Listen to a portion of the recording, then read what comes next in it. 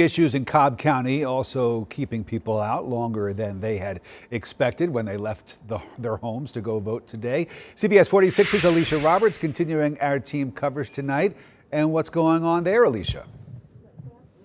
Well, Rick, here in Austell, voters are still waiting to cast their ballot. This was one of 19 precinct locations in Cobb County that were forced to stay open for an extra hour. Polls here were supposed to close at 7 o'clock. They stayed open till 8 o'clock at this location and 18 others due to voter issues earlier in the day. Some of those precinct locations, including this one here, having to open late. Want to bring in right now William Tanks. William, you're Public Services Director here in Cobb County, and we've talked to voters throughout the day. Lines up to 3-4 hours for folks having to vote. What do you say to those voters that were out here today? Why the long lines?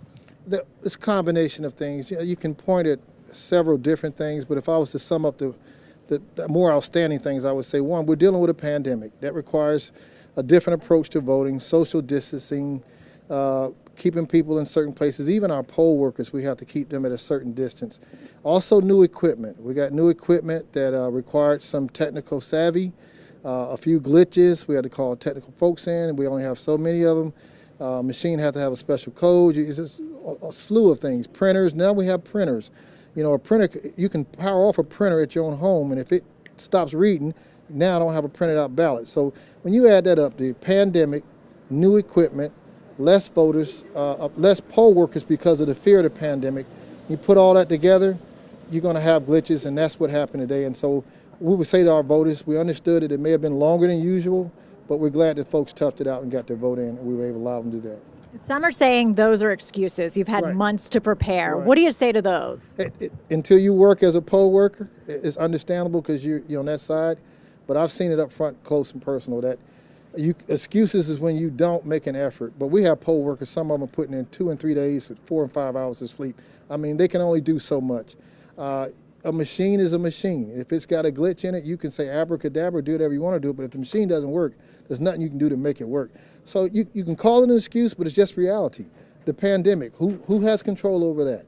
Who can control a pandemic that we don't have medicine for or treatment for yet? That's not under our control. So yes, it may sound like excuses, but this is the reality. We have an unprecedented pandemic. We have new equipment.